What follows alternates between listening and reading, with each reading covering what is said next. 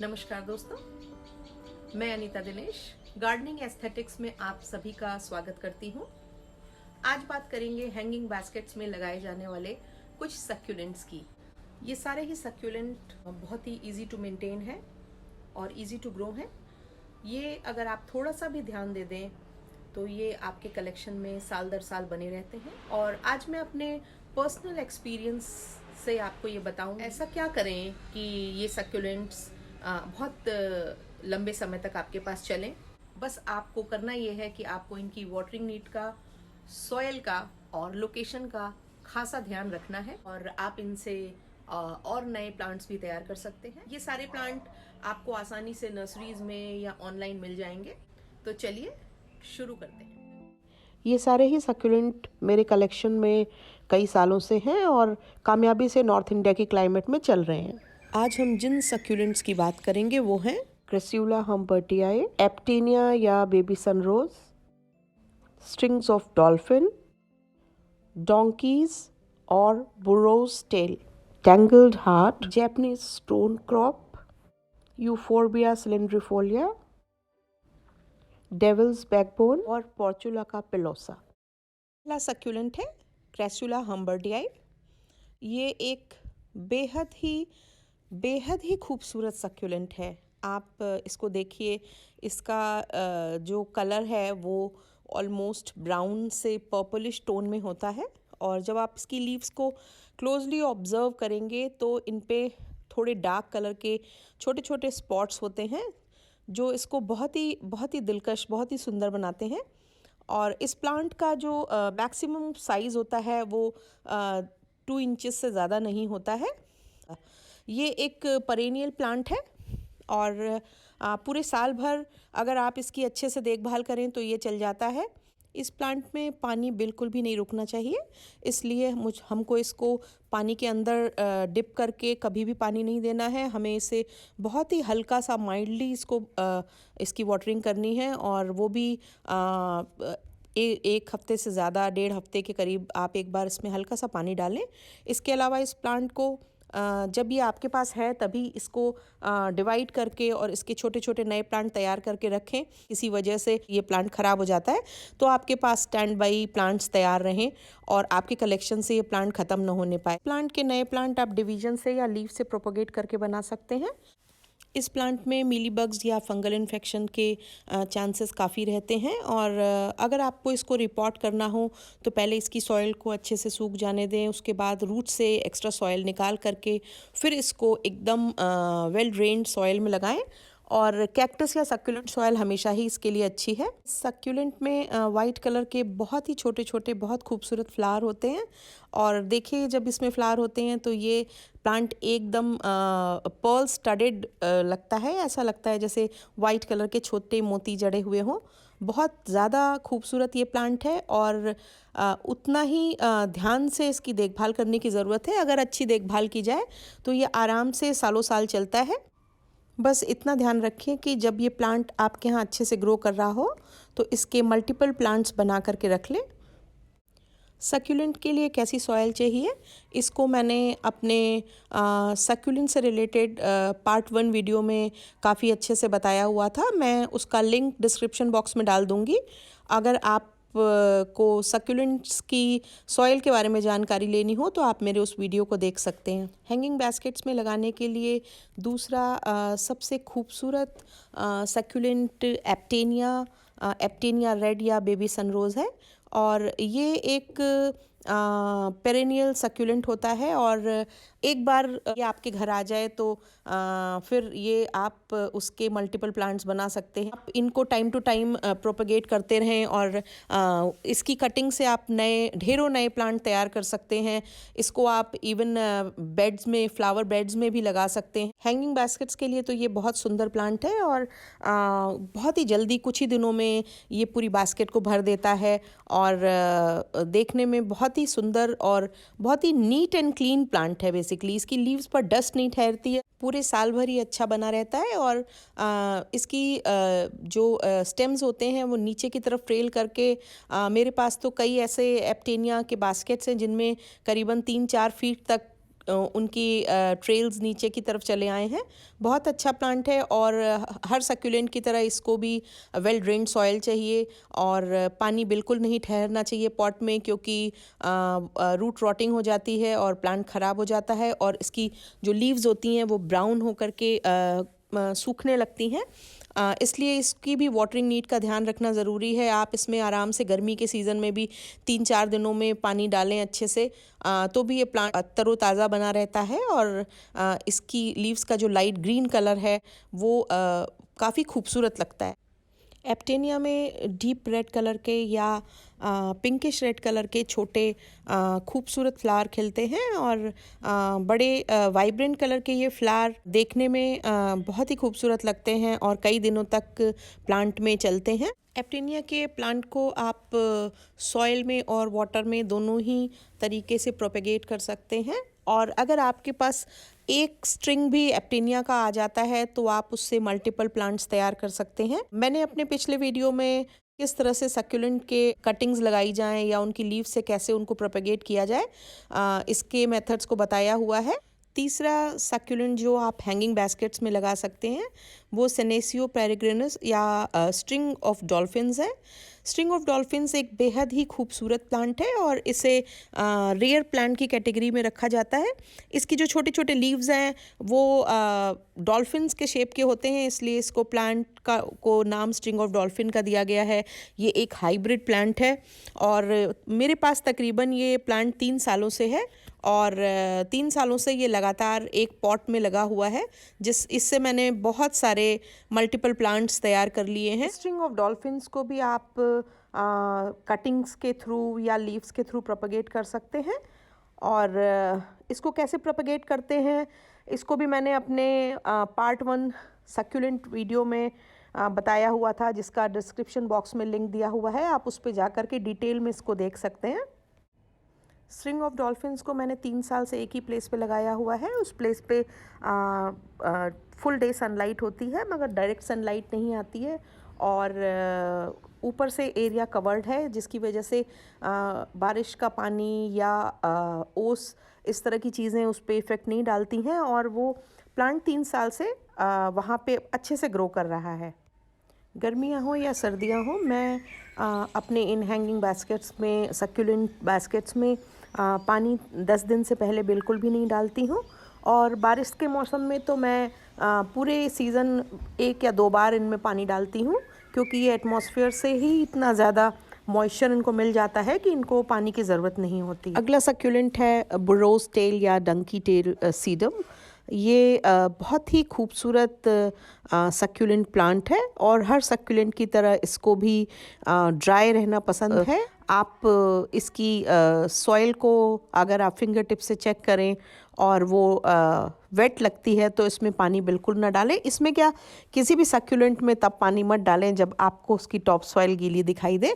और मैं तो फिंगर टेस्ट भी नहीं करती हूँ, मैं 10 दिनों के पहले अपने किसी भी सक्यूलेंट में पानी डालती ही नहीं हूँ, क्योंकि मेरा ये मानना है कि सक्यूलेंट ओवर वाटरिंग से तो मर सकता है, मगर अगर आपने मान लीजिए 5 दिन 6 दिन डिले कर दिया उसमें पानी डालना तो वो बिल्कुल नहीं मरेगा, क्योंकि सक्यूलेंट वो इसका आदी है, वो अपने पानी को अपने भीतर स्टोर रखता है। पानी की कमी से सक्यूलेंट नहीं मरते हैं।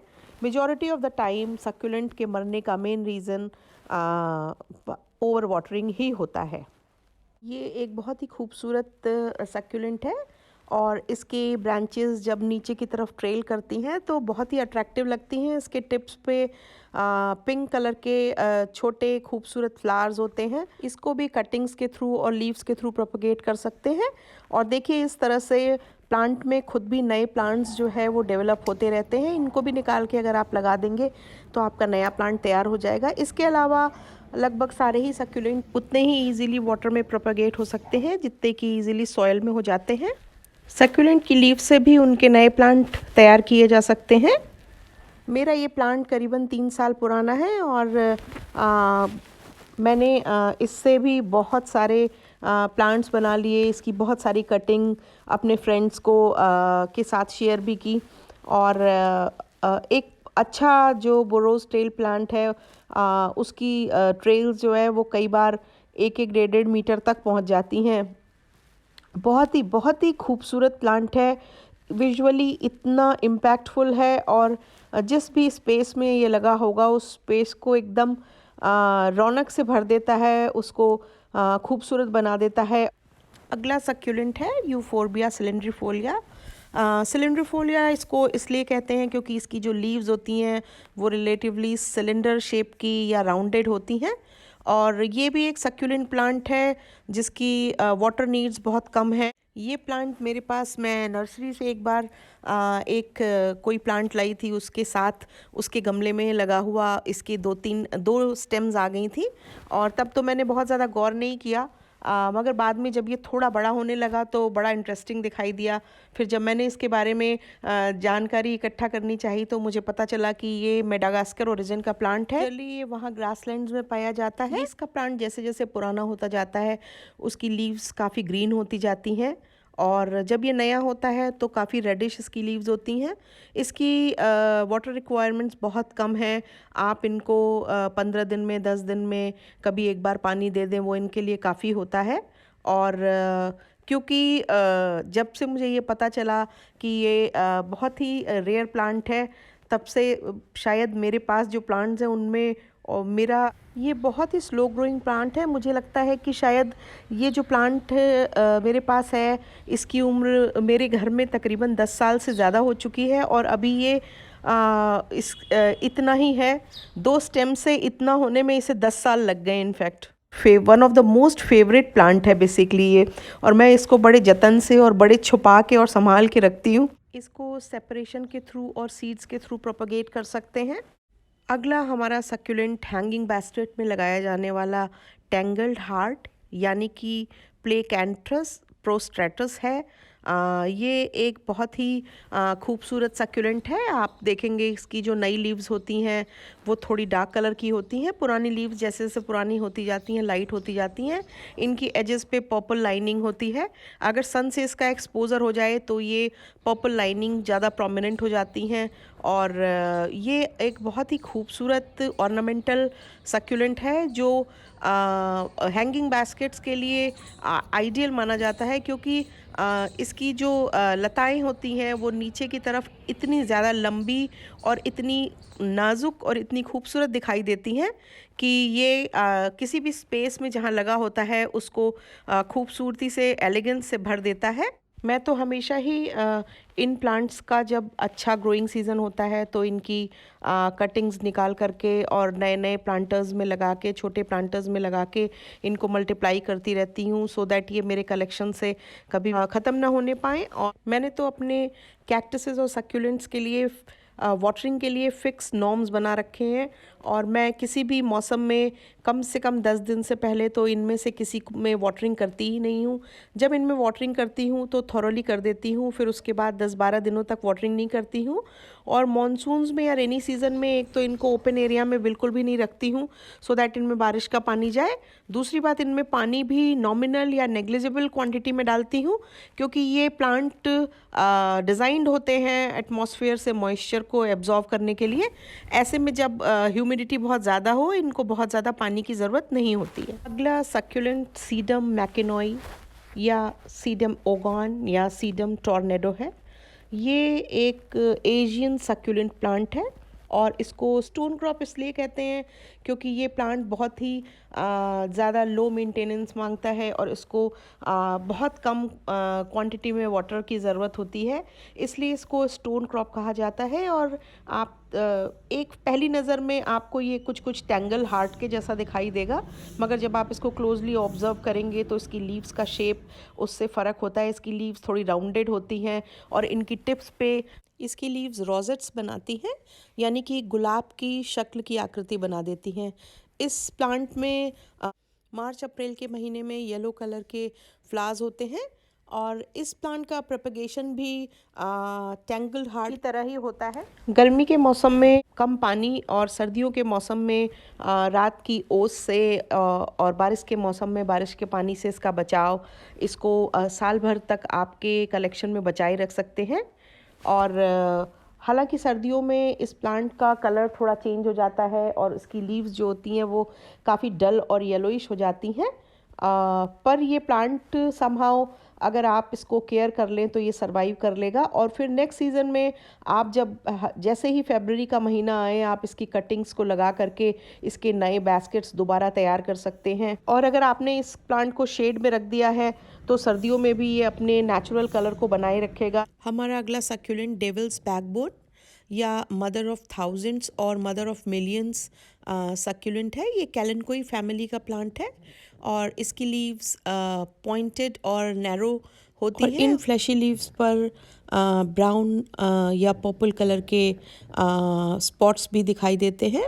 ये एक बेहद खूबसूरत प्लांट है और ये एक फ्लावरिंग प्लांट है जिसमें स्प्रिंग सीज़न में फ्लावर्स होते हैं। और इस प्लांट का प्रोपगेशन आप कटिंग से, लीव से कर सकते हैं। आप वीडियो में देख रहे होंगे कि डेविल्स बैकबोन की जो लीव्स होती हैं उनकी एजेस पर आपको छोटे छोटे बेबी प्लांट्स दिखाई दे रहे होंगे। ये प्लांट अपने बेबीज़ को इस तरह प्रोड्यूस करता है और over the period of time ये जिस हैंगिंग में लगे रहते हैं उसी में गिरते हुए मल्टीप्लाई होते रहते हैं और इनके नए प्लांट्स बनते रहते हैं। आप चाहे तो इनको अलग करके, लगा करके भी इसके नए प्लांट तैयार कर सकते हैं। ये कुछ ऐसे प्लांट्स हैं जो शायद एक बार आपके यहाँ आ जाते हैं तो ये बढ़ते जाते हैं अगर थोड़ी भी इनकी केयर की जाए, थोड़ा भी इनका ध्यान दिया जाए। और सारे ही हैंगिंग बास्केट में लगने वाले सक्यूलेंट या कहिए सारे सक्यूलेंट्स के लिए ये बहुत इम्पॉर्टेंट है कि सबसे ज़्यादा ध्यान पानी का रखा जाए। और पानी इनमें मैं तो पानी इनमें 10 दिन के अंतराल पे डालती हूँ, सीज़न कोई भी हो। रेनी सीज़न में इस ड्यूरेशन को काफ़ी बढ़ा देती हूँ क्योंकि तब ये एटमॉस्फेयर से अपना लिए जो रिक्वायर वाटर है कंज्यूम कर लेते हैं और इनको बहुत ज़्यादा वाटर की ज़रूरत नहीं होती है। दूसरी चीज़ जो मैं हमेशा ध्यान रखती हूँ वो सॉइल का ध्यान रखती हूँ। मैं इनमें रेगुलर पॉटिंग सॉइल कभी भी यूज़ नहीं करती हूँ क्योंकि सक्यूलेंट को बहुत ही वेल ड्रेन्ड सॉइल की ज़रूरत होती है और जिसके लिए उसमें सैंड की क्वांटिटी प्रॉपर होना बहुत ज़रूरी है। और इसमें आप अगर थोड़ी पर्लाइट मिला लेंगे तो और भी अच्छा होता है क्योंकि पर्लाइट मिला देने से पर्लाइट जो होती है वो मॉइस्चर को बहुत अच्छे से एब्जॉर्व करती है और सॉइल को लूज़ बनाए रखती है, हार्डन नहीं होने देती है, जिसकी वजह से प्लांट में एयरेशन प्रॉपर होता रहता है और प्लांट की ग्रोथ अच्छी होती है। इन सारे ही सक्यूलेंट्स को आप कटिंग्स के थ्रू और लीव्स के थ्रू प्रोपगेट कर सकते हैं।